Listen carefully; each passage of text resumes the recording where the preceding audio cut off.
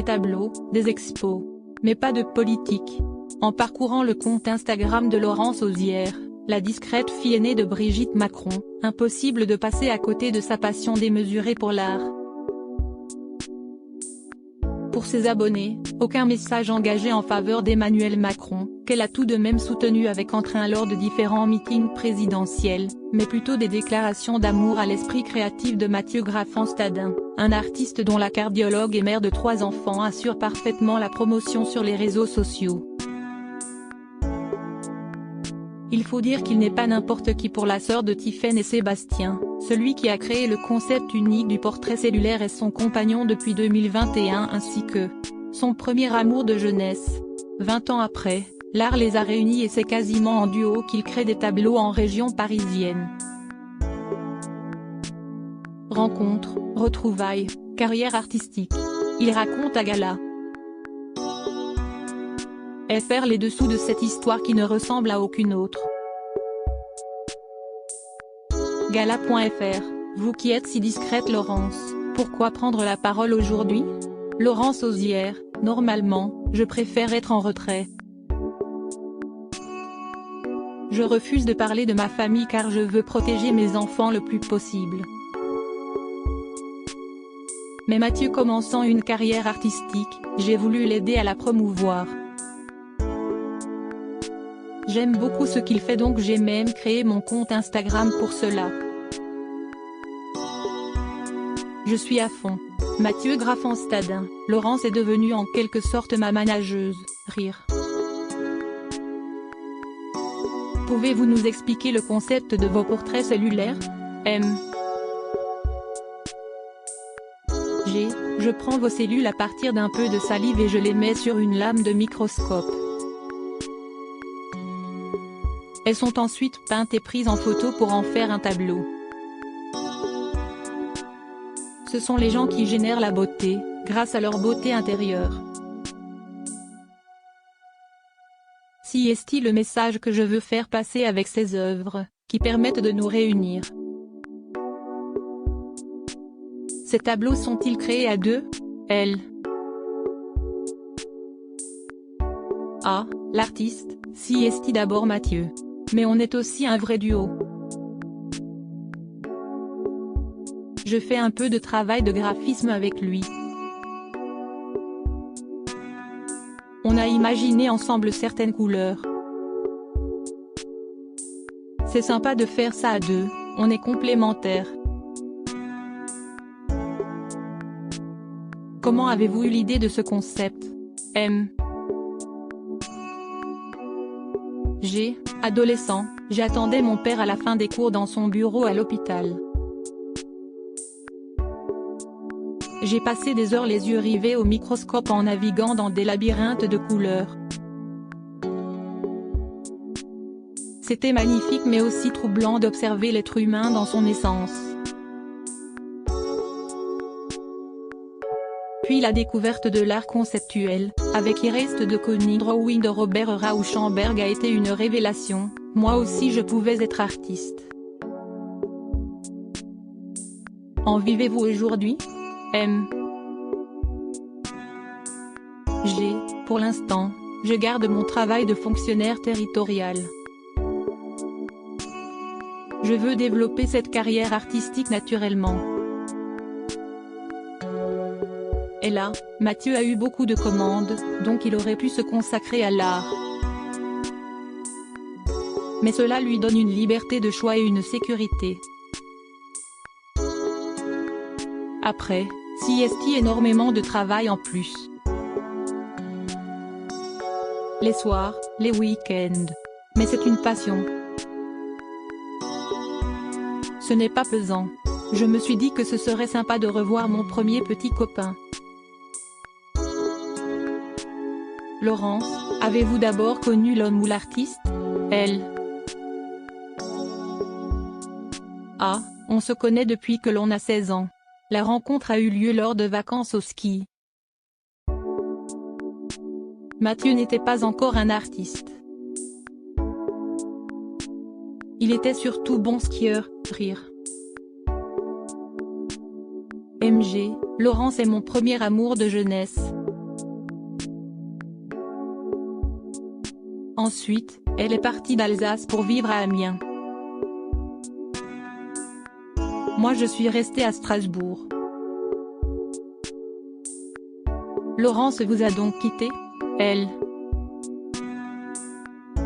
Ah, mon père, André-Louis Ozière, avait été muté, donc je n'ai pas eu le choix. À l'époque, on n'avait pas de téléphone portable. Cela c'est donc fini, à cause de la distance. MG, malheureusement, oui, on s'est perdu de vue. Puis un jour, en mai 2017, j'ai reconnu quelqu'un en regardant la télévision. Plus de 20 ans après, cela a dû vous faire un choc. C'était fou. J'ai eu du mal à le croire au départ. Puis je me suis dit si c'est elle. Ah, monsieur avait oublié mon nom de famille. Pour un grand amoureux. Rire, il m'a écrit un mot en 2017, mais moi j'étais mariée, avec 3 enfants. J'ai simplement répondu poliment. Quel était le message? J'étais aussi mariée, avec un enfant. Le but était juste de lui dire que j'étais content de l'avoir vue. Et là, c'était un simple mail de bonne année.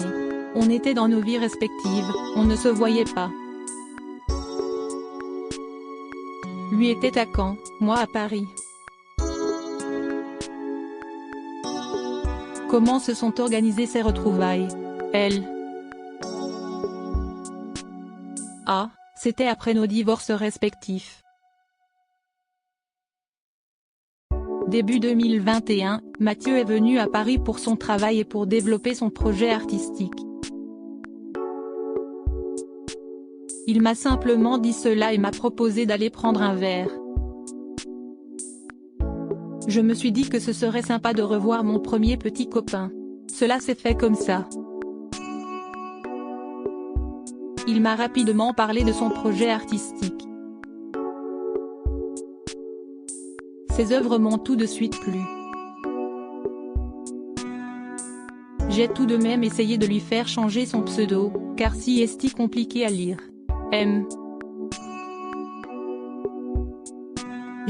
Si est le nom de ma banlieue d'enfance en Alsace. J'y suis très attachée.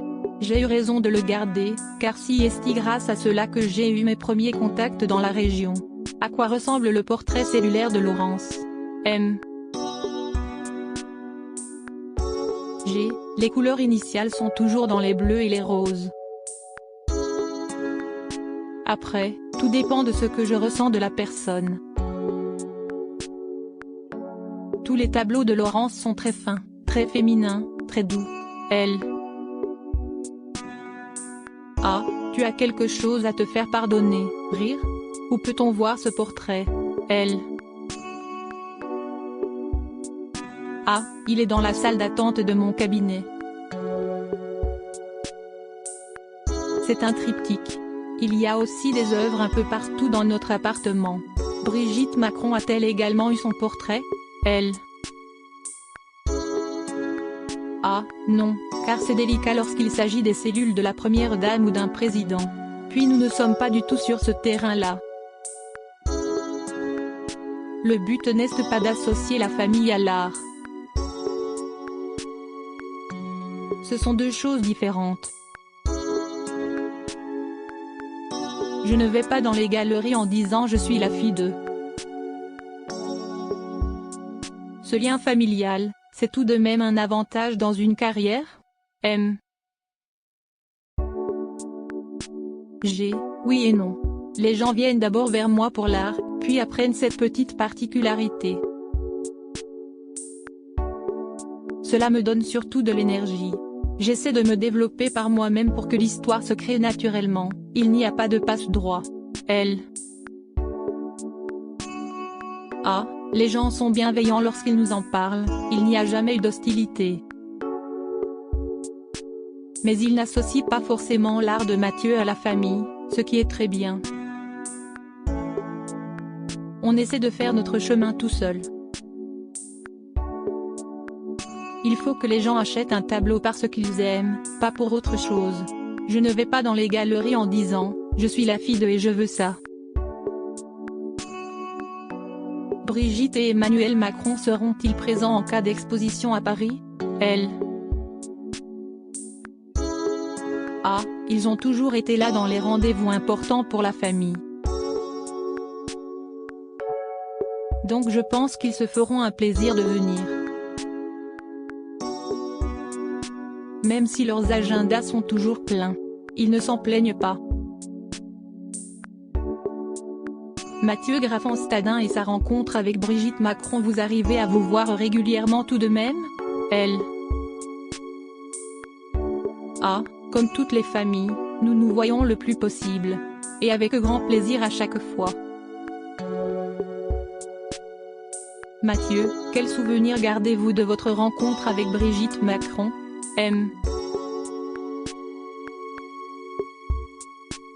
C'était lors d'un dîner chez Laurence. Cela s'est très bien passé. Elle m'a accueilli spontanément et très gentiment. Son naturel et sa simplicité m'ont beaucoup touché. Ado, vous intéressiez-vous déjà à l'art? En parlait-on à la maison? Nous avons toujours baigné dans la culture. Comme tous les enfants qui ont des parents enseignants, nous avons eu la chance de voir pas mal d'expositions. C'était très varié. Maman m'a emmenée, comme beaucoup, au musée du Louvre quand j'étais petite. J'aimais aller au musée d'Orsay aussi, j'appréciais les impressionnistes, comme les peintres modernes.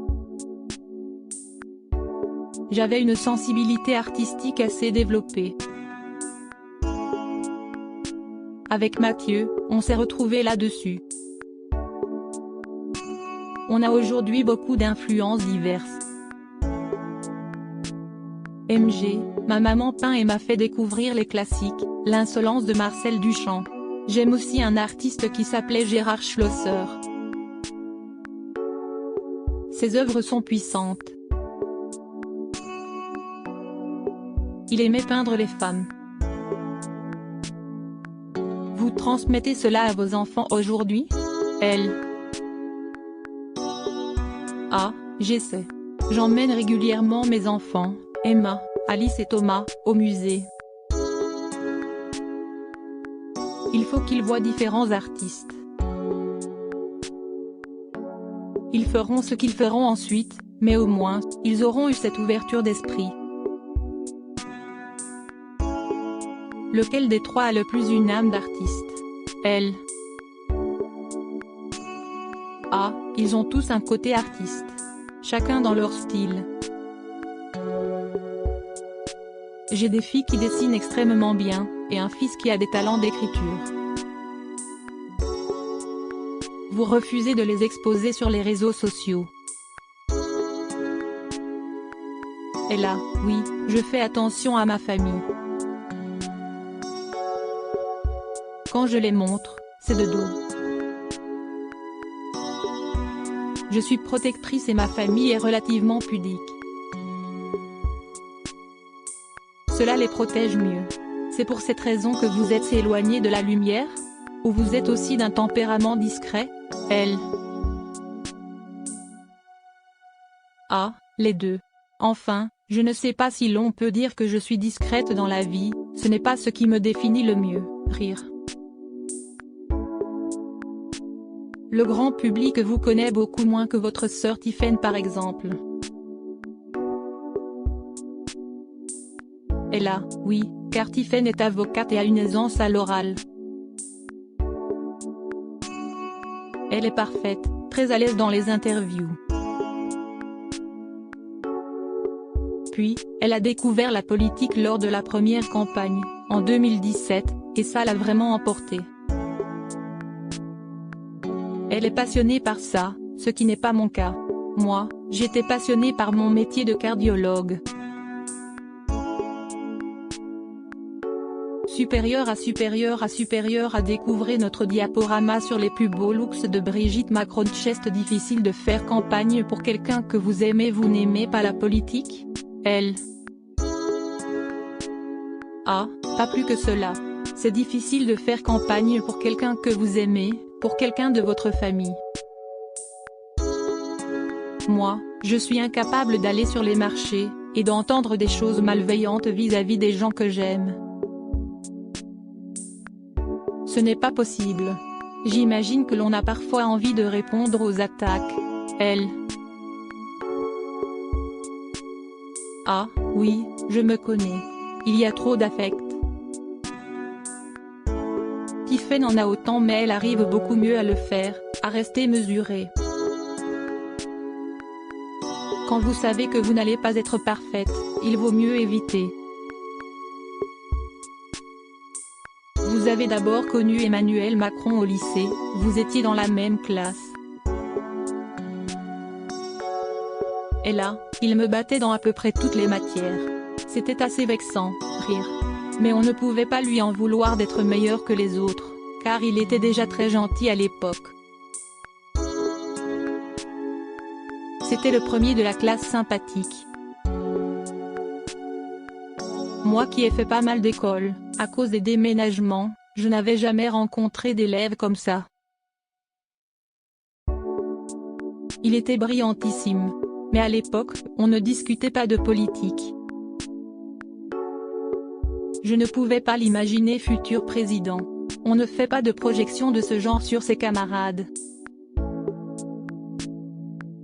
Vous avez tout de suite parlé de lui à votre mère? Elle. Ah, forcément. Comme quand vous avez un élève qui est excellent dans votre classe. Avec les parents, on parle toujours des premiers et derniers de la classe. Ensuite, c'est la vie. Pour en revenir à vos créations artistiques, pouvez-vous nous parler de vos futurs projets? Il y a 2 expositions en préparation à Paris pour cette année. Une autre est prévue à Avignon, ainsi qu'à Strasbourg en fin d'année, pour la nouvelle édition de STAR. Crédit photo, Rose Nicolas Abaca.